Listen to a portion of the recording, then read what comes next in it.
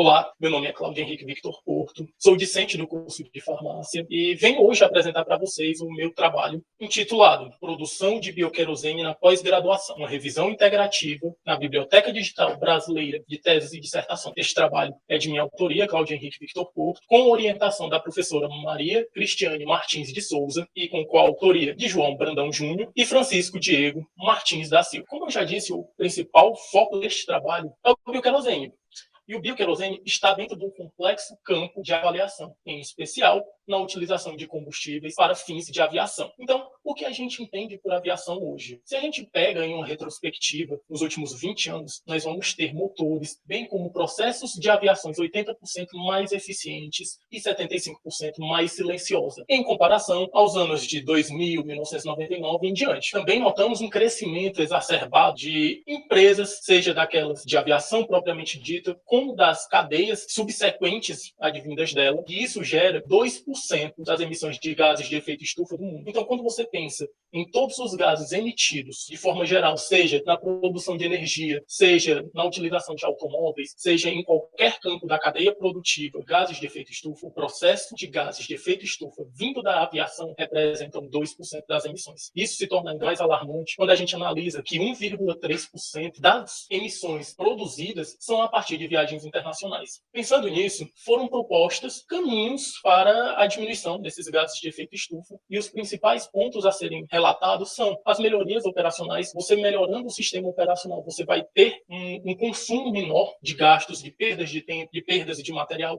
e, logicamente, de gases de efeito estufa. Tecnologia nas aeronaves. Se a gente melhora as tecnologias, nós vamos melhorar o desempenho destas máquinas, seja do motor, seja de outros pontos que vão ser também correlacionados ao consumo energético dessas naves e dos meios de transmissão. Um ponto muito interessante é os biocombustíveis, que é o foco deste trabalho. Por que os biocombustíveis mostram um ponto tão importante? Bem, os combustíveis, na sua grande maioria, são advindos de elementos fósseis. Então, vêm do petróleo e são processados a partir desse meio. Os biocombustíveis não. Eles vêm de uma origem vegetal. Ou seja, eles vão ter, dentro da sua cadeia produtiva, um produto final que vai consumir menos ou não consumir produtos vindo de petróleo. Eu digo menos, eu vou explicar isso lá no final, mas venham a gastar menos produtos advindos de petróleo ou não os consumam. Ou seja, nós vamos ter elementos para a produção de um combustível a partir de elementos químicos vegetais que podem ser renováveis. E nós vamos ter o crescimento do neutro em carbono a partir de 2020. O que foi esse neutro em carbono? É um processo em que países, durante o protocolo de aviação internacional, definiram que manteriam uma diminuição permanente dos seus consumos em aviação, que, se não me falha a memória, é de 2%. Pois bem, falando sobre aviação, tocamos em alguns pontos interessantes, mas o que é o bioquerosene? Bioquerosene é um produto advindo primordialmente de biomassa vegetal. Então, é a partir de óleos e gorduras, ou seja, Kaique, a gente só vai usar óleos vegetais? Não, pode ser usado gorduras animais, como sebo, como gordura de frango, como dentre outros produtos ou processos que acabam se tornando rejeitos para a produção de um biocombustível, que vai ter, de forma semelhante, estruturas, se comparado ao querosene, que é o combustível convencional da aeronave. Os 3 principais pontos para que a gente tenha uma regulamentação do bioquerosene é o COP21, a resolução do IPC e IPCC da ONU e a CORSIA, ok? Mas vamos falar sobre o que é que a gente vai apresentar neste trabalho. Este trabalho possui uma metodologia de abordagem quantitativa. Como iremos trabalhar com revisão integrativa, nós vamos trabalhar mais com os números e quantas vezes se repete. Por isso, nós vamos utilizar uma natureza descritiva, já que a gente não vai se preocupar em falar como esses autores chegaram a esses pontos, a gente só quer saber os resultados apresentados por eles, e tem natureza básica, porque a gente está transmitindo informação que pode ser de base e não resolve um problema específico. E aí a revisão integrativa. A revisão integrativa é uma metodologia de levantamento bibliográfico em que você seleciona a partir de palavras-chave. Neste caso, a palavra-chave vai ser o bioquerosene. A grande questão é qual o ambiente que nós vamos utilizar. Bem, nós vamos trabalhar com a Biblioteca Digital Brasileira de Teses e Dissertações.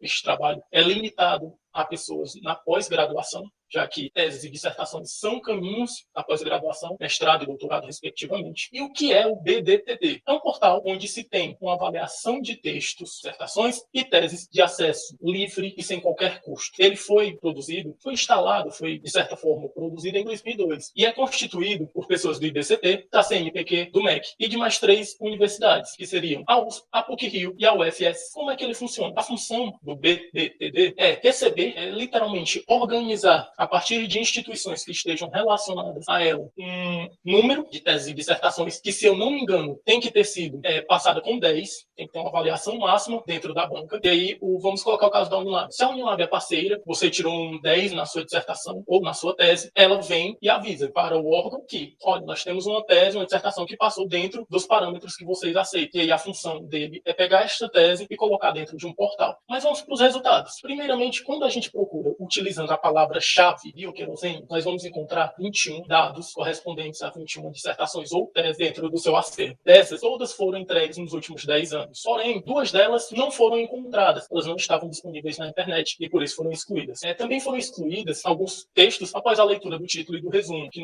que totalizam 10. Por que foram excluídas? Por mais que tenham falado a parte de bioquerosene, não traziam primordialmente a questão do querosene, do bioquerosene. Uma foi excluída depois de ter sido analisada. Por que ela foi excluída? Porque ela era de revisão. E aí a gente só consegue ver isso quando analisa o corpo do trabalho. E no total a gente ficou com 8 trabalhos de revisão. Mas bem, vamos para o que interessa. Dentre os trabalhos produzidos, nós notamos uma grande maioria de mestrandos trabalhando nessa área. Nós temos 75% do total sendo mestrandos e 25% sendo doutorandos. E aí é que a gente encontra um dado bem interessante. Nós temos uma grande gama de óleos a serem produzidos. Foram utilizados desde óleos normais, óleos que você encontra no mercado da sua cidade, no mercantil, como óleo de soja ou óleo de algodão, mas também foram utilizados ácidos oleicos ou éteres com função de análises mais práticas, mais técnicas.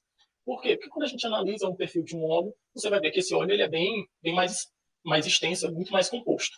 Em compensação, um óleo que você trabalha, um ácido oleico ou ácido laúrico, por exemplo, eles vão ser uma única substância, então dá para ter uma referência melhor.